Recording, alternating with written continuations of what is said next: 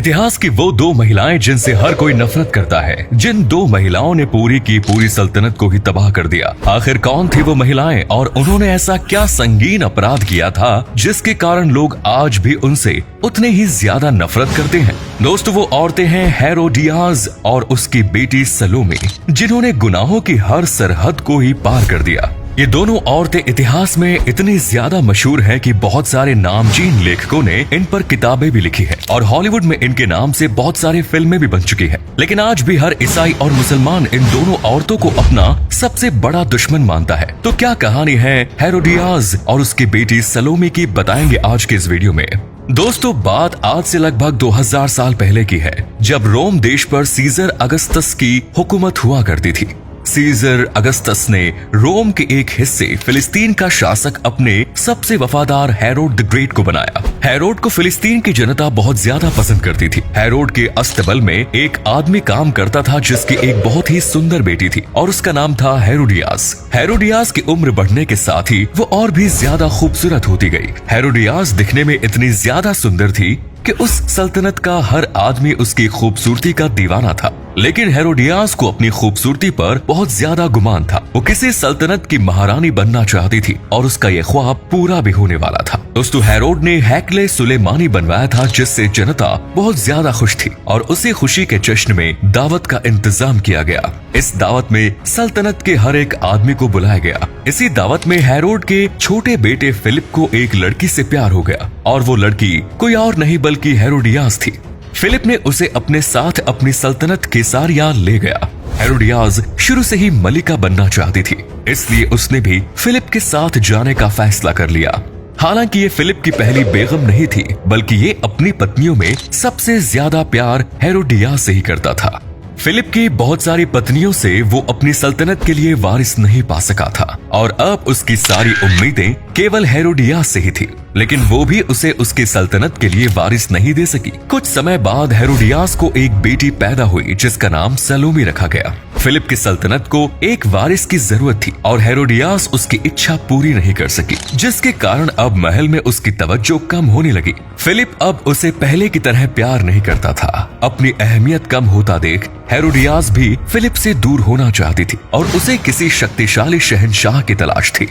कुछ समय के बाद फिलिप के पिता और फिलिस्तीन के शहंशाह हेरोड द ग्रेट की मौत हो गई। अब उनकी सल्तनत का बंटवारा उनके बेटों के बीच हो गया। फिलिप को छोटा होने के कारण सल्तनत का सबसे कम हिस्सा दिया गया और उसके बड़े भाई हेरोड सेकंड, जिसे एंटिपास के नाम से जाना जाता है, उसे सल्तनत का सबसे बड़ा हिस्सा दिया गया। हेरोड फिलिप से दूर होना चाहती थी और इसके लिए उसने फिलिप के बड़े भाई एंटिपास को अपना दीवाना बनाया। हेरोडियास इतनी खूबसूरत थी कि कोई भी आदमी उसकी अदाओं से बच नहीं सकता था। एंटिपास भी हेरोडियास का दीवाना बन गया। एंटिपास हेरोडियास को किसी भी कीमत पर हासिल करना चाहता था। कुछ दिनों के बाद फिलिप का जन्मदिन आया और फिलिप ने अपने जन्मदिन के अवसर पर दावत का इंतजाम किया और सभी शहंशाहों के साथ अपने सभी भाइयों को भी दावत का न्योता भेजा। एंटिपास भी फिलिप की दावत में आया, जहां वो हेरोडियास के और ज्यादा करीब आ गया। ये दोनों इतनी ज्यादा करीब हो गए कि इन्होंने भागने का फैसला कर लिया। एंटिपास और हेरोडियास दोनों भाग भी गए और जब ये बात फिलिप को पता चली तो उसे बहुत ज्यादा गुस्सा आया, क्योंकि उसकी बेगम को भगाने वाला कोई और नहीं, उसका सगा बड़ा भाई था। अब बात फिलिप के सम्मान पर आ गई थी और किसी भी कीमत पर फिलिप अपने भाई से अपने पत्नी को वापस करना चाहता था। उस समय यहूदियों में सबसे ज्यादा सम्मान पाने वाले हजरत याहिया इस्लाम, जिन्हें यहूदी सम्मान से यूहन्ना कहते हैं, उन्होंने एंटिपास को हेरोडियास से निकाह करने के लिए मना किया, क्योंकि वो उनके छोटे भाई की बेगम थी। लेकिन एंटिपास से उनकी बात नहीं मानी। एंटिपास और फिलिप दोनों सगे भाइयों के बीच केवल एक औरत के लिए कई सारी लड़ाइयां लड़ी गई। इन जंगों में दोनों का बहुत नुकसान हुआ। अंत में उन दोनों के बीच कुछ समझौते हुए, जिसके चलते जंगों को टाल दिया गया। समझौते के अनुसार फिलिप को सल्तनत के कई बड़े हिस्से दिए गए और बदले में एंटिपास ने हेरोडियास को अपने साथ ही रखा। जंगों के खत्म होने के बाद जब हेरोडियास मल्लिका बनी तो उसने हजरत याहिया इस्लाम को, जिन्होंने एंटिपास को हेरोडियास से निकाह करने के लिए मना किया था, उन्हें गिरफ्तार करने का आदेश दे दिया। हजरत याहिया इस्लाम को गिरफ्तार करके हेरोडियास के बगीचे के लिए माली का काम दिया गया, जहां वो बगीचे की देखभाल करते थे। हेरोडियास हजरत याहिया इस्लाम को सजाए मौत देना चाहती थी, लेकिन एंटिपास ने हेरोडियास की बात नहीं मानी और उन्हें कभी भी सजाए मौत का फरमान जारी नहीं किया। सलोमी जो अब काफी बड़ी हो चुकी थी, उसने खूबसूरती के मामले में अपनी माँ हेरोडियास को बहुत पीछे छोड़ दिया। उस सल्तनत में हर कोई सलोमी की खूबसूरती का दीवाना था। एक दिन सलोमी ने बगीचे में काम करते हुए हजरत याहिया इस्लाम को देखा। उन्हें देखते ही सलोमी उनकी दीवानी हो गई और उन्हें अपना दिल दे बैठी। लेकिन हजरत याहिया इस्लाम के लिए किसी अजनबी महिला को देखना भी गुनाह की श्रेणी में आता था। सलोमी ने उन्हें अपने महल में आने का न्योता भेजा, लेकिन उन्होंने सलोमी के न्योते को ठुकरा दिया। इस बात से सलोमी आग बबूला हो गई, क्योंकि आज तक उसने बड़े बड़े राजकुमारों को मना किया था और आज पहली बार वो भी किसी फकीर ने उसके न्योते को मना कर दिया। सलोमी जो हजरत याहिया इस्लाम को अपना दिल दे बैठी थी, अब किसी भी कीमत पर उनका सर अपने कदमों पर करना चाहती थी। कुछ समय के बाद एंटिपास की सालगिरह का मौका आया, जिसमें उन्होंने बहुत ही बड़ी दावत का इंतजाम किया और इस दावत में हर जगह के शहंशाहों को न्योता भेजा।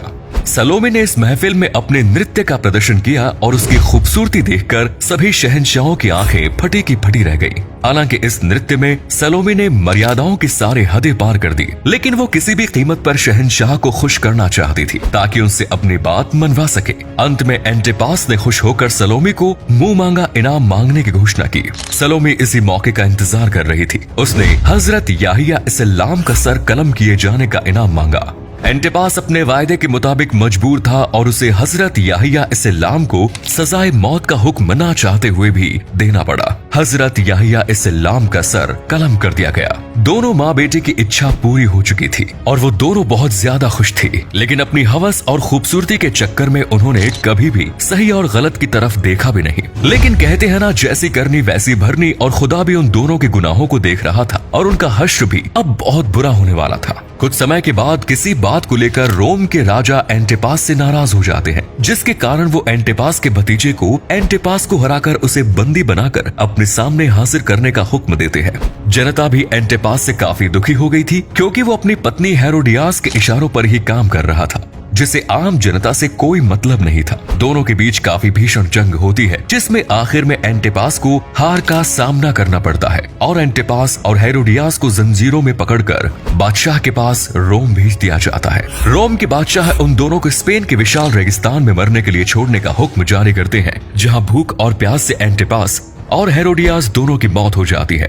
एंटिपास की जगह अब उसका भतीजा शहंशाह बन गया और उसने सलोमी को ताउम्र कैद खाने में ही कैद रखा और कैद खाने में ही सलोमी की मौत हो गई। तो दोस्तों, ये थी हेरोडियास और उसकी बेटी सलोमी की असली कहानी, जिन्होंने अपनी हवस और खूबसूरती के गुमान में कई निर्दोष लोगों को मौत की घाट उतरवा दिया और अंत में उनका अंजाम भी बहुत बुरा हुआ। इसी कारण से इन दोनों से लोग आज भी उतनी ही ज्यादा नफरत करते हैं। दोस्तों, अगर आपको ये वीडियो पसंद आई हो तो इसे अधिक से अधिक लाइक और शेयर करें। साथ ही हमें कमेंट करके बताएं कि आपको इनमें से कौन सा फैक्ट सबसे ज्यादा मजेदार लगा। आज के लिए इतना ही। आपसे फिर मिलेंगे एक नई वीडियो और ढेर सारी रोचक जानकारियों के साथ।